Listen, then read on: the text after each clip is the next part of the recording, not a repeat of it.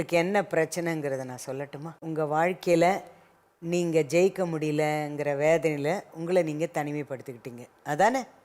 கரெக்டா? நீங்கள் இடையில ஒரு வார்த்தை சொன்னீங்க, முன்னேற முடியல, கிடைக்கல அப்படின்னு. ஞாபகம் இருக்கா? அதை கொஞ்சம் நீங்கள் தெளிவாக சொன்னீங்கன்னா அதுக்குண்டான விஷயத்தை நான் உங்களுக்கு கொடுத்துருவேன். என்னவா ஆகணும்னு நீங்கள் நினைக்கிறீங்க உங்கள் வாழ்க்கையில்? தங்கச்சி இருக்காங்க, அவங்களுக்கு ஏதாவது நல்லது பண்ணணும், மாப்பிள்ளை இருக்கார், மச்சா ஸ்தானத்தில் ஏதாவது பண்ணணும், தம்பி இருக்கார், அவருக்கு நல்லது நிறைய பண்ணணும், அம்மா இருக்காங்க, அம்மாவை உட்கார வச்சு சாப்பாடு போடணும், இதெல்லாம் ஆசை இருக்கா உங்களுக்கு? பிரகாஷ் சார். ஸோ இவங்களே ரெண்டு டைப் ஆஃப் பீப்புள் இருக்காங்க. ஸோ மென்டலி ரிட்டார்டுன்னு சொல்லுவாங்க. அது வந்து பை பர்த்லேருந்தே இந்த மாதிரி ஆயிடுவாங்க குழந்தை.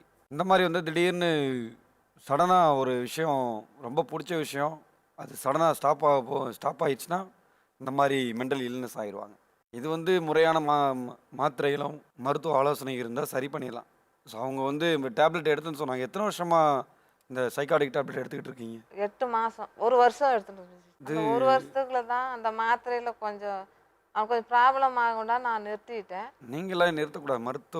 மருத்துவ அறிகுறி இல்லாமல் நீங்களே நிப்பாட்டக்கூடாது. ஹாஸ்பிட்டலில் டாக்டரை கேட்டாலும் சார் ஏன் சார் இதே மாதிரி இருக்கு, கொஞ்சம் கூட மாறலிங்க சார் அப்படின்னு கேட்டால், இதுக்கு மேலே கடவுள் விட்ட வலிமா அப்படிங்கிறப்ப அப்புறம் நான் என்ன முடிவு எடுக்க முடியும் சொல்லுங்க?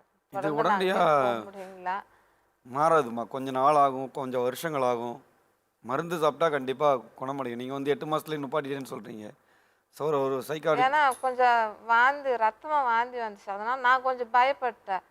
அந்த உள்ள புண்ணுங்கன்னு ஆயிடுச்சோ, ஃபீவர் ஏதாவது வந்து அப்படிங்கிற மாதிரி எனக்கு ஜுரம், மூளை காய்ச்சல் மாதிரி ஏதாவது வந்ததா? அதெல்லாம் எதுவுமே இல்லைங்க மேடம். நல்லா வேலைக்கு போனான், திரும்ப ஹாஸ்பிட்டல் கூட்டு போனீங்களா? கடை வேலைக்கு போவான், அந்த வேலைக்கு பசங்க கூப்பிட்டாங்கன்னா போவான். போயிட்டு இருந்தவன் தான் அந்த மாதிரி வாந்தி எடுத்து ரத்தமாக வரவும் அங்கேருந்து ஃபோன் பண்ணி சொல்லி போய் வர சொல்லுங்க, உங்க பையன் இந்த மாதிரி இருக்குது அப்படி சொல்லவும் தான். அதுக்கப்புறம் டாக்டரை போய் பார்த்தீங்களா?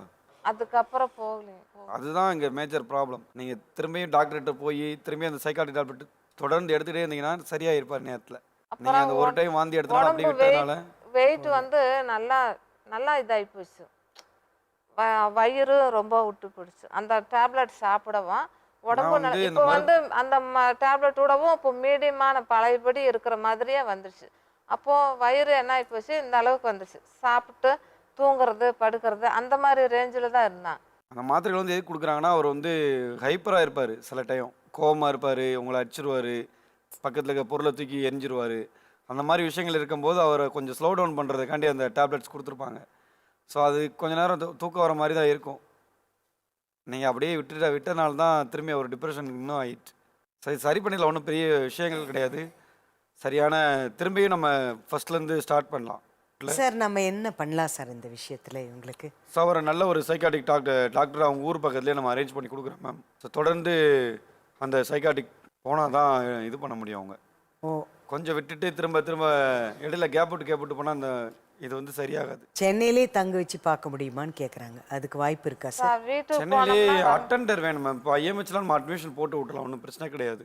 சரிங்க. பட் அட்டெண்டர் கூடயே இருக்கணும், கூட ஒருத்தவங்க இருக்கணும். அட்டெண்டர்னா அவங்க பேரண்ட்ஸ் யாராச்சும் ஒரு ஆள் கூட இருக்கணும். ஏமா யாராவது அவர் கூட இருக்க முடியுமா இங்கே?